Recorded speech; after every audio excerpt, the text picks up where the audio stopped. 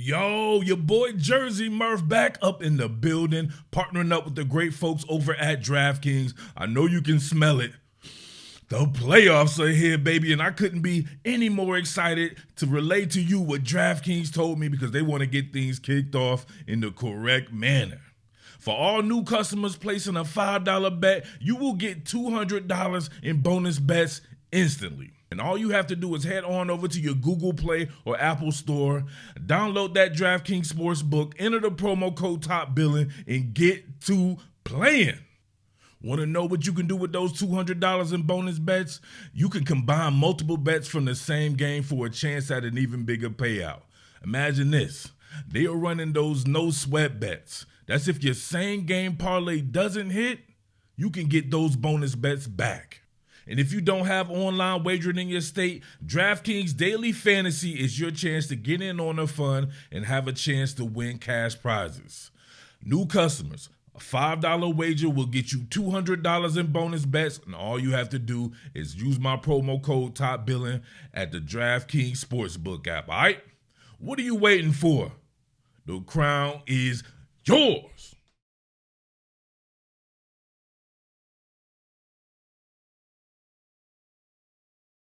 More can I say? Top Billin. Hey, I like to call this one the wrap. We're just going to go back through a few things on the final couple of games here and just get the overview of how the Seahawks finished up and their prospects for the future. Now, on offense, man, they did some really good things in the last couple of games. Really, the last few games, you can really say the offense really took a step forward, in my opinion, there. As far as your man Geno's goes, I like how they were definitely working that rhythm and timing aspect of it. But, man, Geno's ability in the pocket, I think, really showed itself in the last few games here. You can see in this slant here, right, albeit against coverage, right, zone coverage there. Jakob, right to your man DK Metcalf, making these guys pay for the spacing there. But look at Geno right here in the pocket, right? You will see the subtle slide there. I think he got really good or really honed in on that particular aspect in his time off there. We'll go through a few throws where I'm like, damn, he's kind of a pocket wizard with it there. But you can see him training through his progressions, right? Reading right to left here. That subtle slide, a little bit of a breach on the inside right here just causes him to slide. He knew where he wanted to go with this anyway there.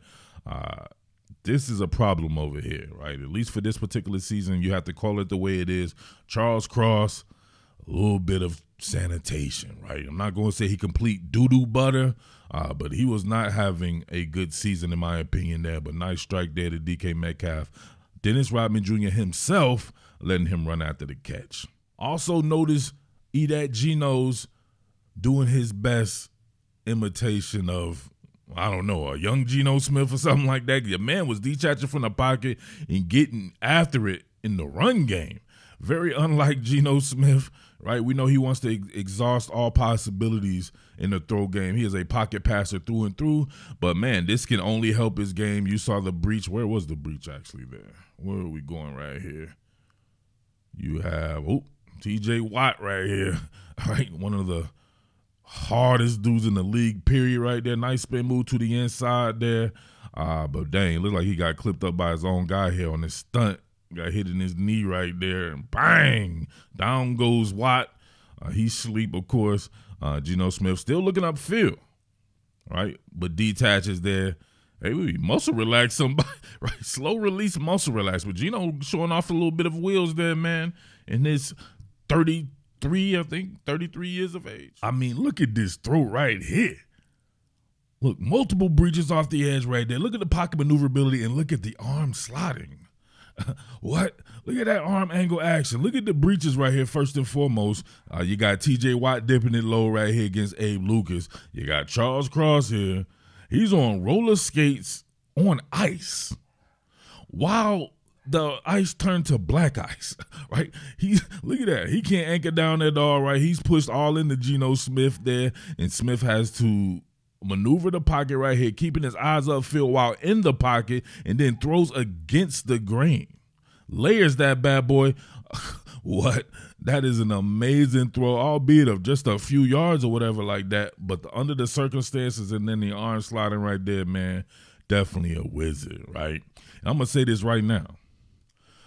I'm going to actually take advice from some of you Seattle people, right? I'm going to ignore anyone who says that Geno Smith is trash, right? As a matter of fact, I'll take it a step further for you guys, right? I will just block those people because those people have no business up around me, period. There's no way people could watch this game, right? These last few games. You're talking about the Dallas game, this Pittsburgh game, the Arizona game. You talk about clutch throws, pocket maneuverability, arm strength, accuracy, even a little bit of athleticism, right? All that combined into one, and then say that this guy is trash. It's one thing if you wanted to say that he was average or above average or something like that. You know, I mean, I could deal with that. But there are people literally running around saying that this man is trash, right? And another thing, look at this throw right here, under duress. Offset, strong pistol, back to the basket play. Actually, a front-facing play action fake, throwing off his back foot. Jakob to your man. Whoa, trippy. What are we doing here? That man throwing off his back foot under a breach here. Front-facing play action fake. You really commit to it, though, right? Because you're not really looking downfield either when you do this particular fake right here. He knew he wanted to go somewhere outside there. It looked like it was going to be a sprint out. Definitely a sprint out there, and he just has to throw it off his back foot there. Great job getting that up and over there, getting it to Kobe pockets. Was good to see Kenneth Walker be able to break some explosive runs. Look at this organic crease he creates right there. Oh, my goodness. Oh, spin cycle, dreidling people. Come on, that is the deal right there. You have to say that man had a very disappointing follow-up season.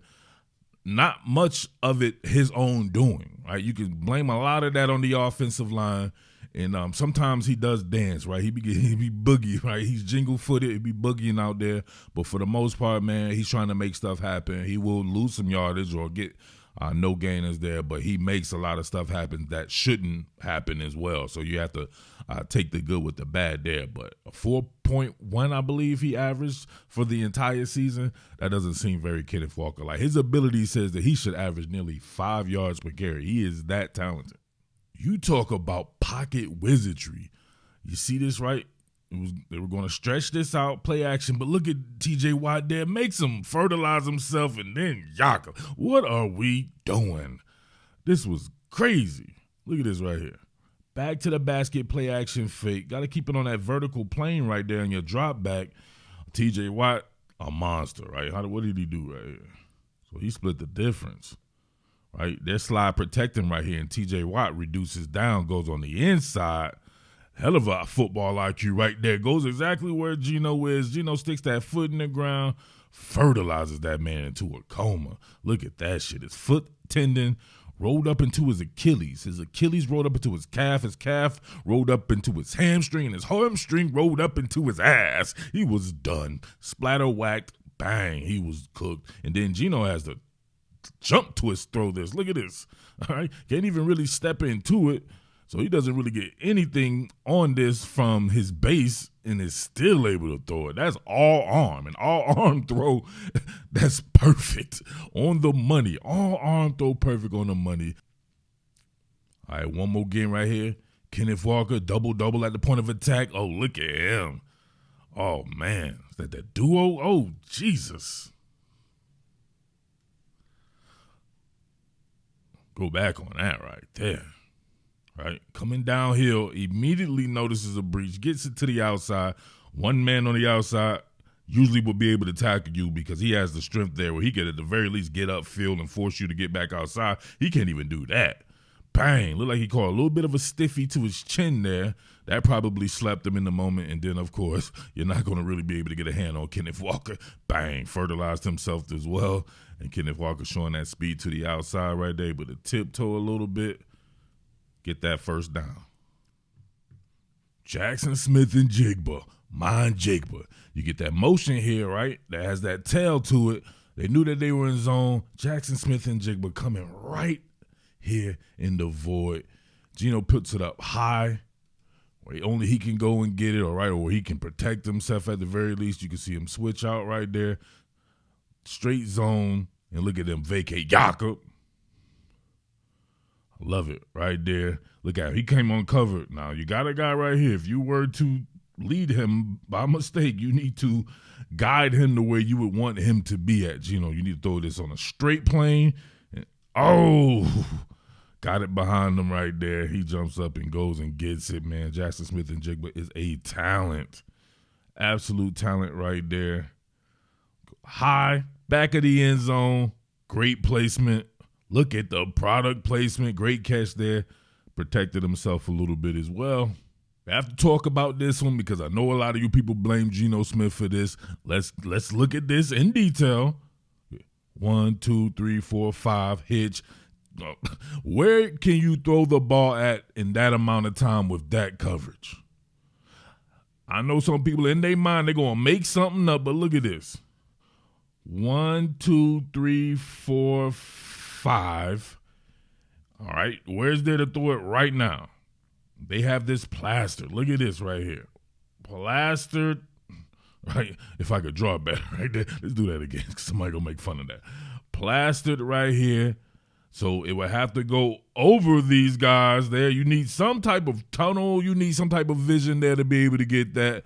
But he's not even done with his drop yet, right? So you would hitch that at least once. Hitch, cock. Nowhere to go right there, right? Hitchcock and fire. There's nowhere to go with this in that time. You would need to be able to detach from the pocket and try to make something happen. But look, there's already a breach. And we know who it is. Let's go again right here. 1, 2, 3, 4, 5, hitch. Oh, not going to be able to do it, Captain. No one's open right here. Now is the time where you could probably try to make something happen, but guess what? There was nothing there. He was just going to have to eat it or something like that, right?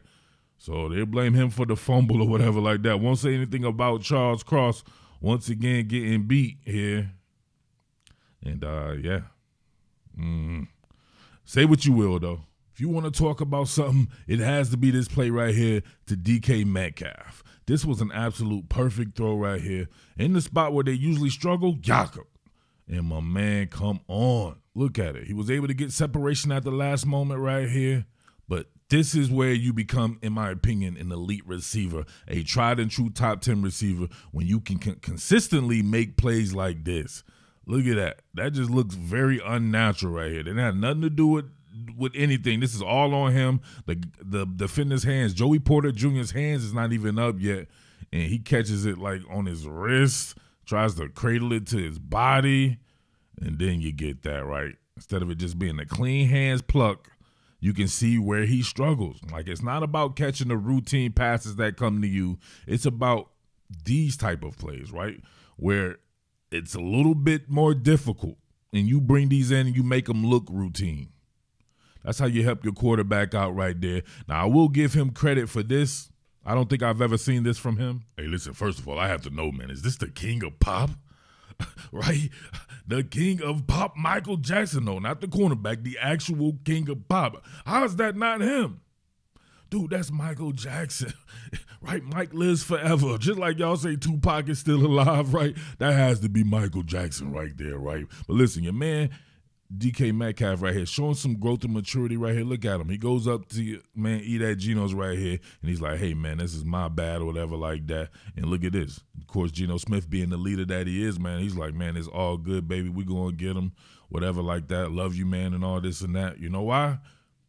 Like I said before, he's a great leader. If the roles were reversed, and we've seen that on several occasions right there, DK Metcalf would flip out and try to embarrass this man on national TV and everything like that. But if you saw the reaction from Geno, it wasn't nothing of the sort right there, man. That's called being a good leader, man. You never try to embarrass your homeboy in public or your teammate in public or something like that, man. If anything, you guys can go talk behind closed doors, but I can respect DK Metcalf for owning up and saying that he should have caught in that pass because it was a perfect pass right in his hands there. But hey, all right, so that went a little long, right? I need an entire video to address the defense. Definitely need to groom a quarterback behind Geno Smith, a young guy. Need to get one in the draft, no doubt about that. I will give props to these people right here. I put out this poll on December 28th right here. It had 2.5 thousand votes in it. 125 comments, right? So this goes to show you to all these people who come here and they be saying goofy shit like, I don't know anyone and nobody in Seattle, this and that. Like I said before, and I will tell all you people, put out a video and see if you can do numbers like me, and then we can talk. You know what I mean? Right? You don't have the pull I have to be able to reach the people and get comments. A lot of people just aren't going to comment on certain things, and that's just that, are But a lot of people are going to be confrontational with people that are in their same fan base, but they'll tell me whatever because it doesn't matter. You know what I mean? So if you look at this, I said, Seahawks fans, who would be the best known QB for your 2024 team? I put Russell Cornball Wilson, go Hawks, right?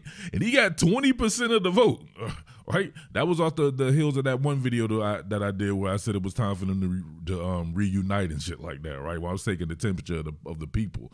20% of 2.5 thousand votes, that's 500 people, right? And yeah, some people said not one person he knew, right? In this section that he sits in at the Seattle Seahawks game. Not one person. Shut up, man. But listen, you had Drew the Messiah locked there. He had 9%, but 71% for your man Geno, right? As most people who don't like him, even some of the people who do like him, spell his name Geno. So Geno Smith right there with 71% of the vote. Find a young guy behind him for a year or two or whatever like that. Now, people were trying to talk to me about Michael Penix, and I was telling people he's not new to me, right? He left out here in the Big Ten, went to the Pac-12 and made a name for himself against some weak-ass defenses. And the minute I said that, I was like, I want to see him against some good defenses, right? He got a good draw with the Texas defense. I was wanting to see what he could do against those athletes against Alabama. Missed that, got the Texas defense, but then he ran back into the same defenses that he saw in the Big Ten, Michigan's defense. And how did he look? Yeah, he did not look that good, but having that guy for a year or so behind Geno Smith, I think that he could work pretty well, right? It just depends on which direction you want to go in the future there. He is very much like a Geno Smith. I think he's less athletic than Geno Smith, to be honest with you, and he's left-handed there, but for the most part, he's just like Geno Smith. Why not groom that guy behind a Geno Smith? To me, you guys want to go something different. A guy like Jaden Daniels, like I said in that one video, yeah, that would be something different for you guys there. He's just got a different type of skill set there. But this right here, right, if we're talking about the defense, the offense, to me, it looks like it could be same shit, right? Top 10 offense, in my opinion, there next year, depending on who's coming back. Not even really depending on who's coming back, because I know Jaxon Smith-Njigba will be back. And to me, that's all you need if you got Kenneth Walker and Zach Charbonnet and some of those guys on the offensive line, the younger guys there, and the tight ends, and Geno Smith. But, man, the defense left a lot to be desired. Straight up doo-doo butter. And what is this? I ran across this in my Google cards. It said, ex-Seahawks blast team for smoking celebratory cigars despite missing playoffs. I was like, the minute I read that, I knew exactly who it would be. Right. The first person that came into my mind was Devin Witherspoon, right? Witherspoon is a great talent. There's no doubt about that, but there's a lot of shit about him that just rubs me the wrong way, right? And he seems like the type of person who will be celebrating, like, what is there to celebrate, right? So I click on it, and I was like, it got to be Devin Witherspoon, one of them cats like Devin Witherspoon, right? And I see it. Devin Witherspoon with Tariq Woolen. He seems like a follower to me. Michael Jackson and these guys. Come on. You don't see Julian Love with it. You know what I mean? He's taking a picture and shit like that. But why are you smoking a cigar? There's nothing. Listen, I know that in the NFL, right, you got to take it one game at a time. That was a good win, right? It's an individual win. But what is your individual goal to win a regular season game, right? You're watching the playoffs from Buffalo Wild Wings with Sauce Gardner, right, in his commercial there, and with other players from your team and the fans. The goal should be to make the playoffs. Now, I want to bring this up, right, because, you know what I'm saying, it really doesn't matter, but, yeah, people coming to me talking trash to me about beating the Eagles and all that, right, and I was like, okay, cool, you won the regular season game there, but you got to make the playoffs. Like, we're already in the playoffs. Didn't make the playoffs. Right, squandered the Pittsburgh game, lost control of your destiny, and Green Bay looked damn good doing their thing right there. So next year, I don't see how this team could miss the playoffs, but I didn't think this team would miss the playoffs this year either. But I definitely expect big things from the Seattle Seahawks in the future. But that defense, man, they got to get that under control. So I was waiting to see if there would be some changes there. Got to change the coordinator. I admit that right there. Definitely got to change the coordinator there, and you got to really look at some of the guys. So we'll do that in the future there. Look at some of the individual parts and pieces there. Need to get a little bit younger in certain spots, but hey, it is what it is. All right, but let me know what you think, man. Smoking cigars after a win over it was the Arizona Cardinals too. Like, come on now. The Arizona Cardinals, they got like 4 wins or something like that. Like, come on, man. This shit is crazy, bro. Where's Bobby Wagner at, man? I feel like somebody like Cliff Averill, like Bruce Irvin. If Bruce Irvin was there, right, I bet you he would have drop kicked one of those dudes in their head and knocked the cigar at their mouth. Right? Where's those guys? Like, where's KJ Wright? Whatever happened to KJ Wright? Anybody ever heard from him since he retired or something like that, right? I kid. But somebody like that, man, I would have thought he'd have been like, well, man, put them damn cigars down. We trying to make the playoffs, make the Super Bowl, man. We don't care about no Arizona Cardinals victory. Like, guys like that. Cliff Averill. Some of those guys from back in the day there. So, I don't know. It's a new style right there, but it is what it is, right? Where's Quandre Diggs? I feel like he should say something about that. I don't know, man. Let me know what you think, though.